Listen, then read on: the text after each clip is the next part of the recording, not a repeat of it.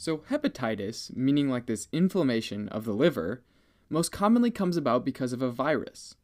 These viruses tend to target the cells in the liver, right? And when they get in and infect these cells, they tend to cause them to present these weird and abnormal proteins via their MHC class 1 molecules. And at the same time, you've also got these immune cells infiltrating the liver and trying to figure out what's going on. And so the CD8 positive T cells recognize these abnormal proteins as a sign that the cells are pretty much toast. And the hepatocytes then go through cytotoxic killing by the T cells and apoptosis. Hepatocytes undergoing apoptosis are sometimes referred to as Councilman bodies, shown on histology here. And this typically takes place in the portal tracts and the lobules of the liver. This cytotoxic killing of the hepatocytes is the main mechanism behind inflammation of the liver, and eventually liver damage in viral hepatitis. As someone's hepatitis progresses, we'll see a couple classic symptoms related to your immune system mounting an attack, like fever, malaise, and nausea. Additionally, though, patients might have hepatomegaly, where their liver is abnormally large from inflammation, which also might cause some pain, right? As more and more damage is done to the liver, the amount of transaminases in their blood will increase. This is because your liver has these transaminase enzymes, so it can do its job of breaking down various amino acids. Typically, the serum aminotransaminase, or the amount in your blood, is pretty low. But when your hepatocytes start getting damaged, they start leaking these into the blood. So a common sign is a greater amount of both alanine aminotransferase, or ALT, and aspartate aminotransferase, or AST. Typically, even though both are elevated, ALT will be greater than AST in viral hepatitis, and it'll also be the last liver enzyme to return to normal. Also, elevated levels of atypical lymphocytes are common to see with viral hepatitis, known as atypical lymphocytosis. The lymphocytes are usually huge, very large, due to stimulation from antigens, in our case the hepatitis virus antigens. Patients often also end up developing jaundice, with a mix of both conjugated bilirubin and unconjugated bilirubin. The conjugated bilirubin leaks out when bile ductules are damaged or destroyed when the hepatocytes die, because those hepatocytes make up some of its lining. Also, since these hepatocytes are dying, you start to lose the ability to conjugate bilirubin and make it water-soluble, and so you end up with unconjugated bilirubin as well.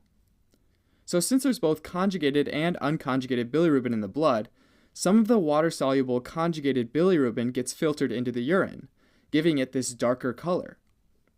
Another common finding is increased urobilinogen in the urine. Urobilinogen is produced when bilirubin is reduced in the gut by intestinal microbes. Normally, most of that's reabsorbed and transported back to the liver to be converted into bilirubin, or bile again. But if these liver cells aren't working right, that urobilinogen is redirected to the kidneys and excreted, so you end up with more urobilinogen in your urine. If symptoms continue or the virus sticks around for more than 6 months, viral hepatitis goes from being acute to being chronic hepatitis.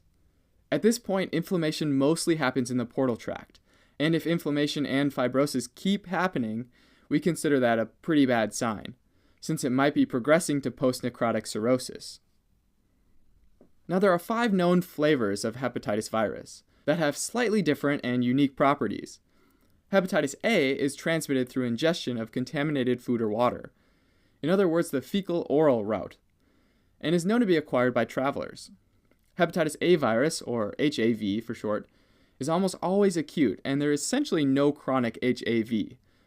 If we're talking serological markers, an HAV IgM antibody indicates an active infection, whereas an HAV IgG antibody is a protective antibody that tells us that there's been recovery from HAV or vaccination in the past.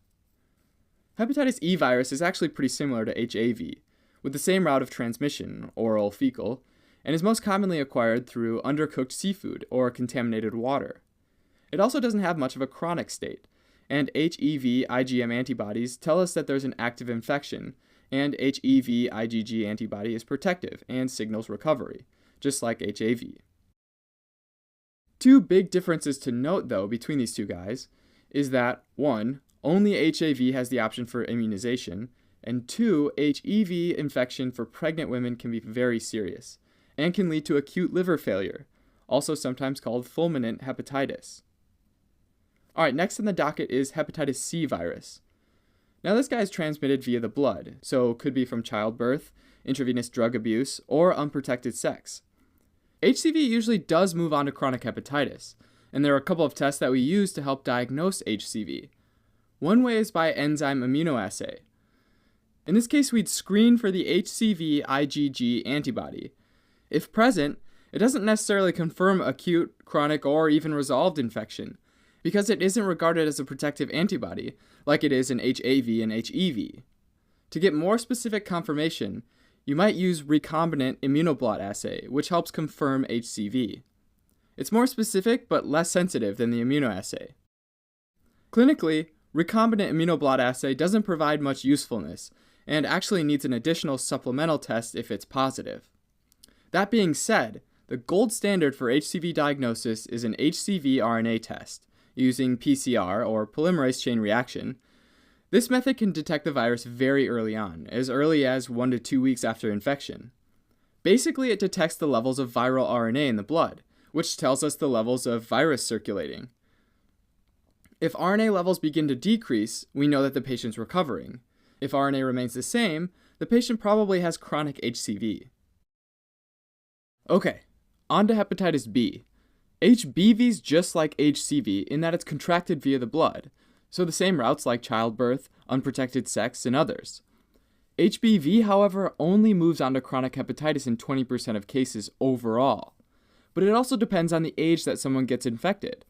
For example, children less than 6 years old are most likely to get chronic infections, about 50%, and that percentage increases the younger they are. Also, chronic HBV is known to be linked to liver cancer. And all these things make HBV and the serology of HBV a super important concept to understand.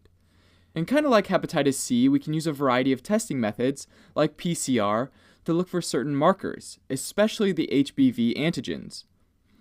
And the presence or absence of each of these at different time points can tell us different things. Alright, so the key marker for HBV infection is the HBV surface antigen. And this is going to be like the supervillain in this story. And this evildoer lives on the surface of the virus, here. And we can call it HBsAg, meaning hepatitis B surface antigen. Another marker, though, is a core antigen, meaning that these antigens come from the core of the virus, HBcAg. Think of these like the dispensable henchmen that work inside the villain's evil factory. Finally, there's this other antigen called the E antigen, which is secreted by infected cells, and so is this marker of active infection. These are like the byproducts of the factory, and along with viral DNA, they tell us that it's replicating and infecting. Alright, so at the onset of infection, during the acute phase, our surface antigen supervillain will definitely be present and will come up positive, and its factory will be pumping out both viral DNA and E antigen. At this point, the immune system produces IgM antibodies against the core antigens, against the henchmen. So think of these like your basic police force that work against the core henchmen. These antibodies hack away at the core antigens, and they really try their hardest, but in order to actually defeat this villain, this virus, you need to go for the supervillain, right? The surface antigen. So we need a superhero to go after it. So in this story, the IgG antibody for the surface antigen is our superhero.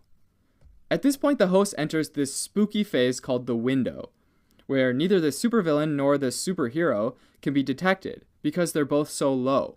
And this can last from several weeks to months. It's like this war is being waged, but we don't know who's coming out on top. The only thing you can detect during this stage is the IgM core antibodies, the police force. At this point, two things can happen. If the superhero comes out, the IgG antibodies to the surface antigen, then we're golden. And this means the day is saved and we win. The other possibility is that the supervillain wins, and surface antigens are still again detected. There may also be a presence of HBV DNA and E antigen because now it's replicating and the factory's up and running again. The main point, though, is that there will not be any IgG for surface antigens, our superhero. Regardless of who wins, the IgM antibodies, the police force, will be promoted to IgG by about 6 months' time. But this does not mean that the host is protected. So it's important to note that we need this surface IgG superhero to win, but we can have core IgG antibodies and still lose. If the battle's lost, the host transitions into chronic viral hepatitis, defined by it continuing after 6 months.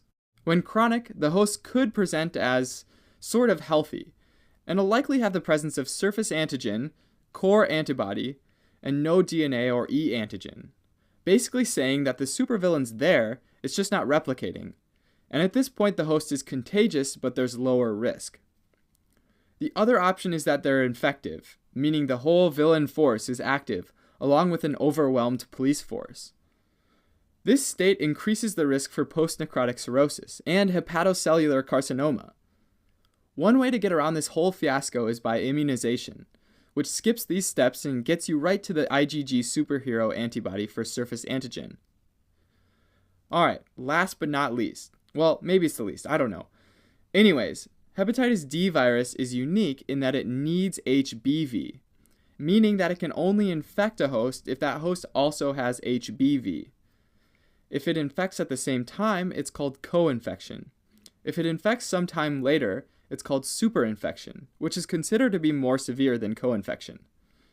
If either the IgM or IgG antibody are present, that indicates an active infection.